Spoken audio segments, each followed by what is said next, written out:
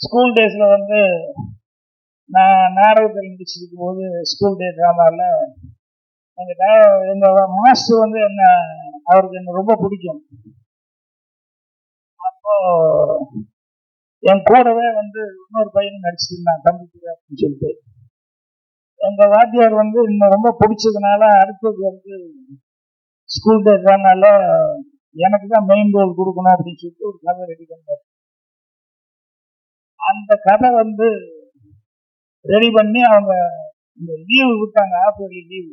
இந்த 15 நாள் வேஸ்ட் பண்ணக்கூடாது அப்படின்னு சொல்லிட்டு இந்த 15 நாள்ல வந்து எப்படியாவது ரிகர்சல் எல்லாம் ஸ்டார்ட் பண்ணிடணும். ஏன்னா ஸ்கூல் டைம் ரொம்ப கம்மியா இருக்கு அப்படிங்கும்போது என்ன தேடினாங்க. அப்ப அந்த நேரத்துல வந்து நான் கோபி பக்கத்துல வெள்ளாங்கோயில் எங்க அம்மா மிட்வைஃபா ஒர்க் பண்ணிருந்தாங்க, அங்க போயிட்டு லீவுக்கு. அப்புறம் வீட்டுல கேட்டிருக்காங்க. அப்பெல்லாம் இந்த மாதிரி போன் மீன் எல்லாம் இருந்து டக்குன்னு கூப்பிட முடியாது. அப்புறம் வீட்டுல வந்துட்டானா 2-3 தடவை வாத்தியார் கேட்டு பார்த்துட்டு அப்புறம் கடைசியில நான் இன்னும் வரல அப்படின்னு சொன்ன உடனே அந்த ரோலுக்கு அந்த தம்பி போறாங்கிற அந்த பையன் செலக்ட் பண்ணி அவன் நல்லா நடிக்கிற பையன் கிளாஸ்மேட். அப்புறம் நான் லீவு முடிஞ்சு ஸ்கூல் திறக்கிறதுக்கு ஒரு நாளைக்கு முன்னால வந்தா ரிஹர்சல் வாத்தியார் சொல்றாரு, இன்னைக்கு நாளைக்கு ரிஹர்சல் இருக்குன்னா போய் பார்த்தா எனக்கு ரோலே இல்லை. அந்த தம்பித்துறை கூட வர்ற மாதிரி ஒரு ரோல். எனக்கு ஒரே அழுகழுகியா வருது. அப்புறம் வாத்தியார்கிட்ட மாஸ்டர்கிட்ட நான் ட்ரை பண்ணேன்டா, நீ ஊருக்கு போயிட்டா என்ன இதுன்னு கரெக்டான கான்டாக்ட் இல்லையாடா, வேற வழி இல்லை, ரிஹர்சல் பார்த்து ஆகணும், டைம் வேற இல்லை, அதனாலதான் தம்பித்துறை போட்டேன், எனக்கு தெரியும் நீ நல்லா செய்வேன்னு சொல்லி, இருந்தாலும் நான் வந்து தம்பித்துறை போட்டேன், நீ அவனுக்கு ஹெல்ப் பண்ண அப்படிங்கிற மாதிரி சொல்லிட்டாரு. அப்புறம் வாத்தியார் சொல்லும்போது வேற என்ன பண்ண முடியும், எனக்கு ஒரு சின்ன ரோல் தான் பரவாயில்ல அப்படின்னு சொல்லிட்டு. என்னன்னா நான் நாடகம் நடிக்கும் போது எல்லா ரிஹர்சல் பார்க்கும் போதெல்லாம் வந்து நான் கூடவே ஏதாவது ஒண்ணு டயலாக் சைட்ல எல்லாம் ஏதாவது சொல்லுவேன். என்னை விட சீனியரா நடிப்பாங்க சில பேர். அவன் 10th ஸ்டூடெண்டா இருப்பான், 11th ஸ்டூடெண்டா இருப்பான்.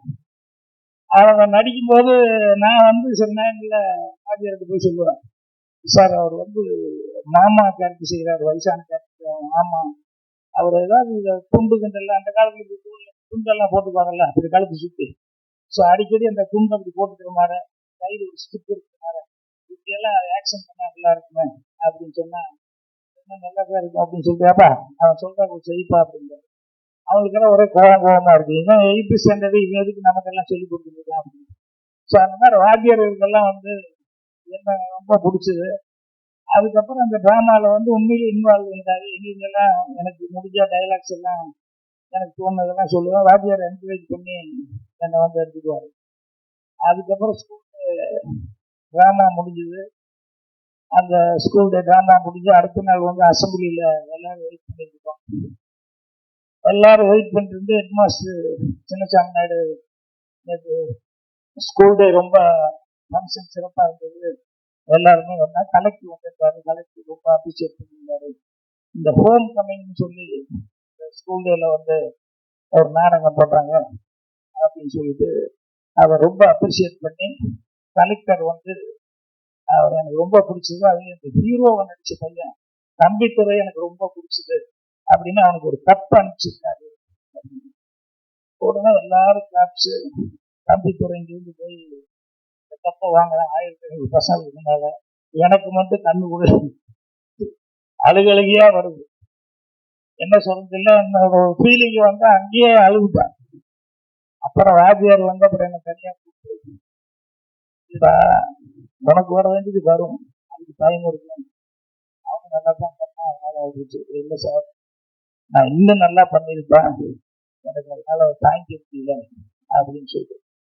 அவனுக்கு நல்ல ஃப்ரெண்டு தான், இருந்தாலும் அந்த டிராமால வந்து அவனுக்கு தப்பு கிடைச்சிருச்சு, எனக்கு கிடைக்கலையே அப்படிங்கிறது எனக்கு ஒரு பெரிய ஃபீலிங்கா இருந்தது. அதுக்கப்புறம் வந்து என்னுடைய அவன் நல்லா படிச்சு அதுக்கப்புறம் நல்ல மார்க் வாங்கணும், நல்ல வேலைக்கு சேரணும் அப்படின்னு சொல்லி அவன் கான்சென்ட்ரேஷன் பூரா அதுலயே இருந்தது.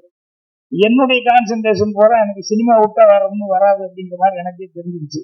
இதுதான் நமக்கு வரும், இதுதான் நம்ம ரொம்ப கஷ்டம் அப்படின்னு சொல்லிட்டு அதுக்கப்புறம் நான் கொஞ்சம் கொஞ்சமா சினிமாவில் வந்தேன்.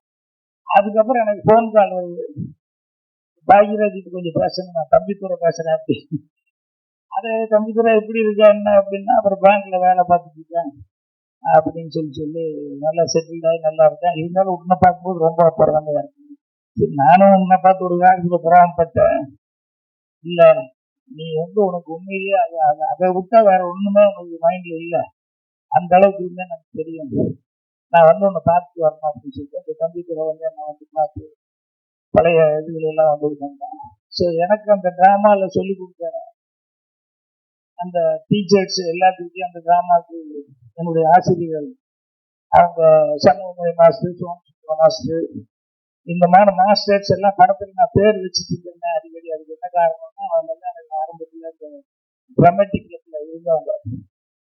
ஸோ இன்னைக்கு இங்க வரும்போது கம்ப்யூட்டரை அப்படின்னு ஒன்னீங்க எனக்கு டக்குன்னு என்னோட பிளாஷ்பேக் அதெல்லாம் மைண்ட் இருந்துச்சு.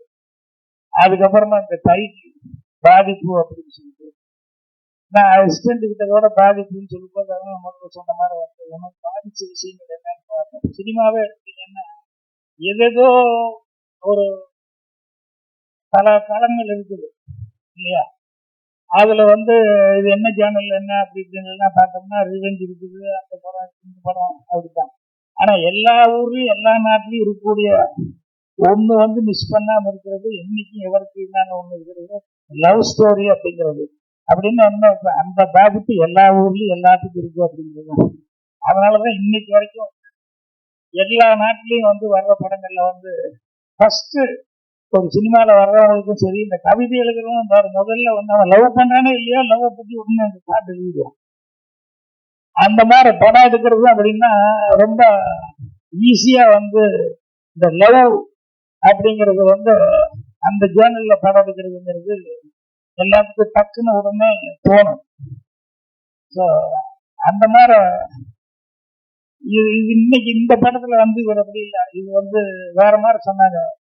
ஒரு 3 சப்ஜெக்டை வெவ்வேறு டைப்பான சப்ஜெக்ட் அப்படின்னு சொல்லி அந்த மாதிரி டைப் கதை அப்படின்னு சொல்லிட்டு ஒண்ணுல பிரச்சனை சாப்பிட்டு வர்றாங்க, இன்னொரு ஹீரோயின், இன்னொன்னு வேற ஒருத்தர் அப்படின்னு சொல்லிட்டு. ஸோ இவர் ஃபர்ஸ்ட் டைம் கம்ப்யூட்டரை அவர் எடுத்துக்கிட்டது சப்ஜெக்டை வழக்கமா எல்லாரும் பண்ற மாதிரி இல்லாம ஒரு டிஃபரெண்டான ஒரு சப்ஜெக்டா ஃபர்ஸ்ட் டைம் எடுத்திருக்காரு. அதே ஏன்னா யூஸ்வலா லவ் ஸ்டோரி அப்படின்னு சொன்னா எல்லாரும் பண்ற மாதிரி ஒரு லவ் ஸ்டோரி அதுல என்ன புதுசா பண்ணிருக்காங்க அப்படின்னு. ஆனா அவர் எடுத்துக்கிட்ட களமே கொஞ்சம் வித்தியாசமான ஒரு களமா இருந்தது. அதனால 3 விதமான சப்ஜெக்ட். இதுக்கே அவருக்கு பாராட்டு சொல்லலாம். ஸோ அவர் இதுக்கு பக்கபலமா நம்ம மியூசிக் டைரக்டர் இருக்காரு அப்படின்னு சொல்லும் போது அது ஜீவிதெல்லாம் சொன்னதுக்கு அப்புறம் தான் தெரிஞ்சுக்காங்க எவ்வளவு தூரம் இது சாதாரணமா ஏதோ ஒரு நாள்ல ஒரு ஸ்டார்ட் பண்ணி உடனே எடுத்துறேன் அப்படின்னு சொல்லிட்டு இருக்கு.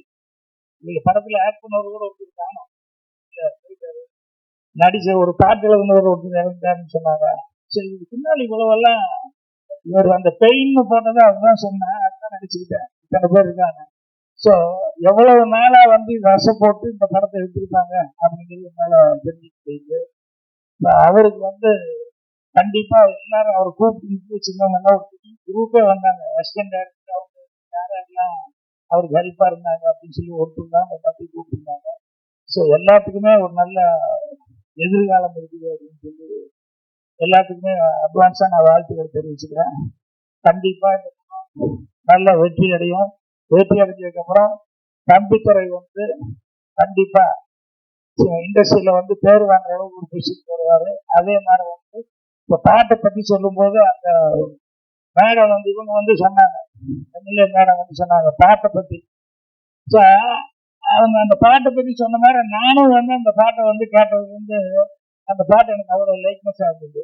ஸோ அவருக்கும் ஒரு பிரமாதமான எதிர்காலம் இருக்குது சினிமால. ஏன்னா ஏற்கனவே அவர் 1-2 பண்ணியிருக்காரு. இருந்தாலும் அவர் இன்னும் பெருசா பேசப்படுற அளவு வரல. ஆனால் இந்த படத்தின் மூலமா இந்த படத்தின் மூலமா கண்டிப்பா அவருக்கு ஒரு மிகப்பெரிய பேர் வரப்போகுது.